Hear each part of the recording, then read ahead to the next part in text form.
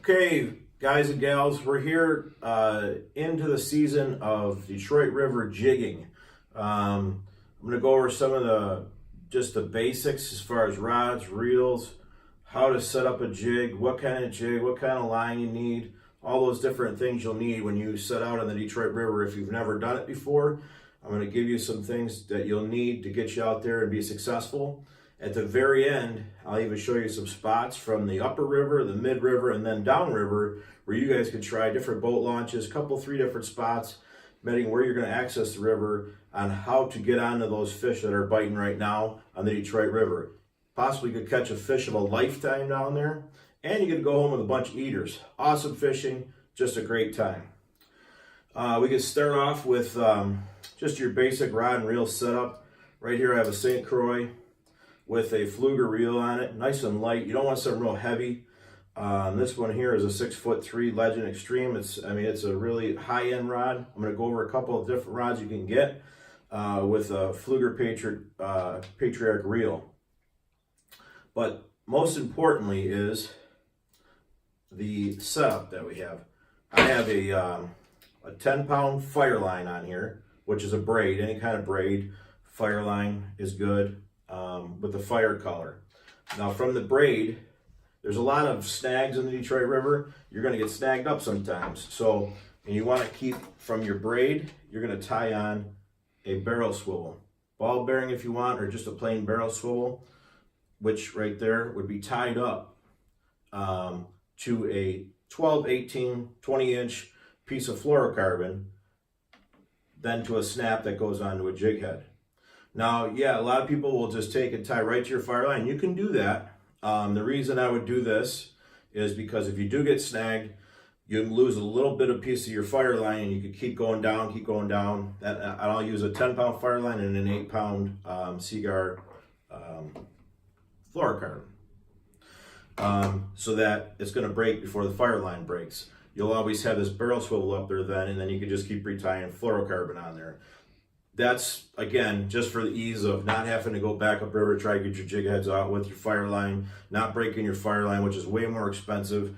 Just an easy way to do it. That's the way I prefer to do it myself. There's a lot of ways to skin the cat there, though. On the other end of the jig, this is just your basic ball jig, orange chartreuse with a root beer colored fork tail on there. You can put a stinger hook on there. This will make or break your day a lot of times, the stinger hooks. Just got a little rubber on there. There's 100 ways to make your own stinger hooks or whatever you want to do. But if you haven't done this before, you just want to try it out, you get these stinger hooks, flip them on there, and that stinger hook will lay right on that tail. And a lot of times on walleye are just coming up and nipping at the tail because they're in a pre-spawn mode right now, and they're just nipping at tails, and that'll make or break your day. You'll catch them right on that stinger hook. Now, Northland came out with a jig that's called a stinging jig, and as you can see, it's a lot longer shank on that jig. So basically, you're not going to need a stinger hook on that anymore. If you want to see the difference between these, this is just your normal jig here, where you put a stinger hook on there, and you can see how much further down the line that stinging jig goes down. So just another option. They come in, I believe, up to 1 ounce. We have them here at the store, right on the end cap there. But just to stick to the rods I got to show you, if you've never done this before, you've never jigged in the Detroit River, you want to keep a vertical, you want to keep your line straight up and down, vertical jig. You don't want it at a 45, you don't want to be pulling it. So for somebody that's never done it before, depths can range from 8, 11 foot to 40 feet, depending on where you're at. And with your trolling motor, you're just trying to chase your line, making sure that your line is straight up and down constantly, just bumping the bottom. And you can pick it up and swim it a little bit and drop it on the bottom. They like that as well. But if you've never done it before, the best option is a 5'6" medium heavy, real short, stout rod with a 1 ounce jig head. I got a 3/4 ounce here, but a 1 ounce jig head. It'll get you down there faster, you'll feel bottom faster, and you won't have as much rod to play around with. So if you've never done it before, short, stout rod. Denali has a 5'6", very, very popular. We have them on sale here at the store. But if you have done it before, You know, we also have the full line of Fenwicks. I just have an HMG here. It's a 6'6", one of our very popular selling rods. We have these on sale as well. Cork handle, nice and light. Pair that up with a Fluger, and Fenwick actually, or Berkeley, or I'm sorry, Pure Fishing has a $20 rebate if you buy a Fenwick Fluger combo right now. Come on to the store, give you more details, but you can get another 20 bucks off of this combo if you were to buy it. We'll set you up here.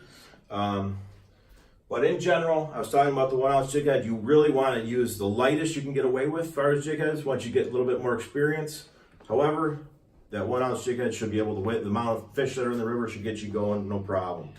All kinds of different stinger hooks. You got the 3-inch, you got the 2-inch, you got the rubber attachments. You got the little clasp attachments, which if you want to put that, the little clasp on there, will just clasp onto this gumball fireball jig here, and that's more of a light, a live bait with a real short, and you basically just put a minnow right on there. That's why they have the short shank on that hook, just for a live bait presentation.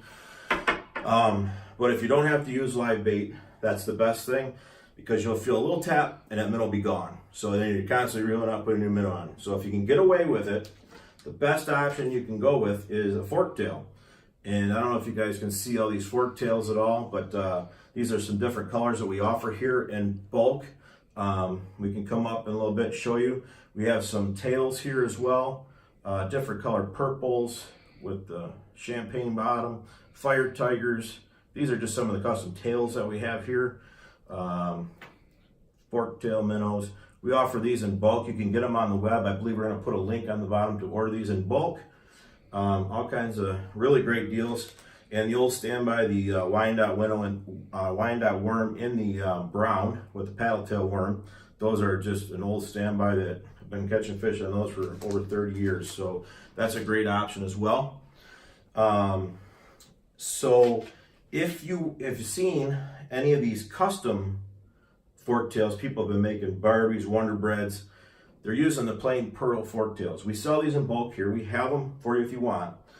You can buy the custom fork tails, which guys are doing these. Custom with the red tails, Wonder Bread with the red tails, Fire Tiger perch with the black stripes and the orange tail. And then we have like a Barbie color with a bluish purple tail. You can do all of these yourself. We sell a full line of Spike It, glow dot paint, worm paint, chunk paint, UV dip and glow markers. These are all made by using this product right here. And we have a full lineup of it in the store. So I think they go for about $5 for 5 custom minnows. If you want to make them yourself, I mean, it's a lot cheaper, but you know, it takes some time, but it's pretty cool to make your own stuff. Really nice. Another type of jig head that you can use too is a bucktail. I forgot to talk about that as well. But yes, we have a full lineup of stuff here that, and everybody here pretty much knows how to fish the Detroit River. If you've never done it before, that's what this video is for. People that are wanting to try it, wanting to get out there and see what it's all about. We'll go over some spots here in a minute, but after your catch, we have this tremendous deal on this heavy duty Rappel electric fillet knife. $39.99. You can fillet a bunch of fish. The one I personally use won't get hot. The handle won't get hot. It's an awesome product. $39.99. Most stores have them for $50, $60. Just a great deal on that. That's for after your catch. When you get down here and you catch use these tips and you catch those fish. I'm going to go down here. I'm going to grab this map. I'm going to give you a couple spots. Don, come on over here and we'll show you the map. And we'll start off upriver and show you a couple spots that you can go out of.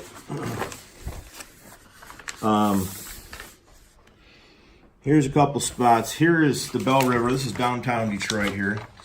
Bell Isle here. Sorry, the Bell Isle, and then this is the Detroit River here.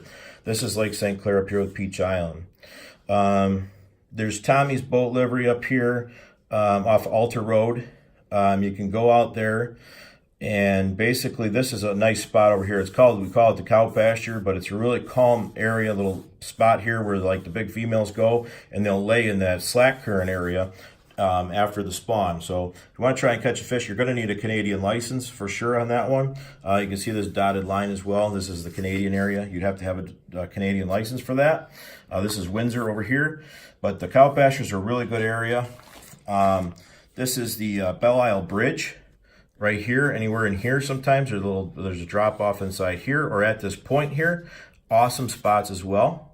You go down here to the Ambassador Bridge.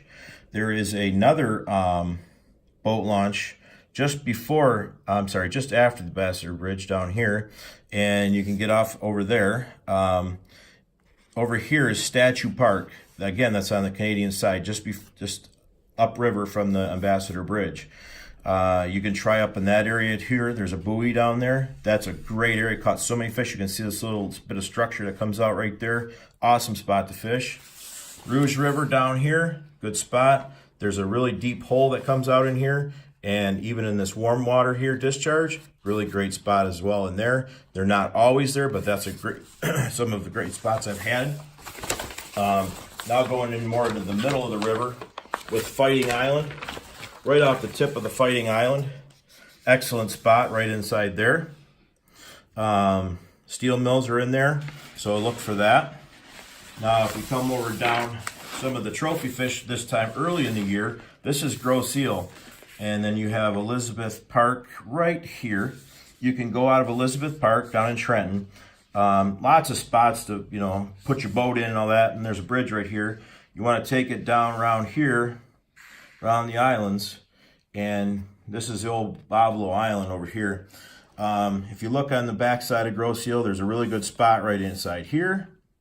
And then if you go over by Boblo and over on the Canadian side over here, there's a little spot right in here, right at the tip of Boblo Island. Right in this area here, these big females that go in and spawn. It's real shallow. If you're not really familiar with fishing the deep water, you're just starting out, go in this little area here, and then right over in this area here, that's a great spot, just up from Amherstburg from there. Okay, so we'll finish it off, and I'm going to let you guys know, get out to the Detroit River. It's an awesome time. There's tons of fish, lots of boats, but it doesn't matter. Go during the week if you don't like a lot of boats. Look for guys that are catching some fish. It doesn't matter. The current's constantly moving. Everybody will get out of your way. The river moves. It's a great time. You feel that bite. You set the hook, and they fight like crazy. And you possibly could catch the fish of a lifetime. 13, 15-pound walleyes. They're down there. They're ready to be caught. Get out there, or come on up to Frank's first. Talk to me. Talk to any of us guys. We'll get you set up, and you could have the fishing time of your life. We'll see you at Frank's.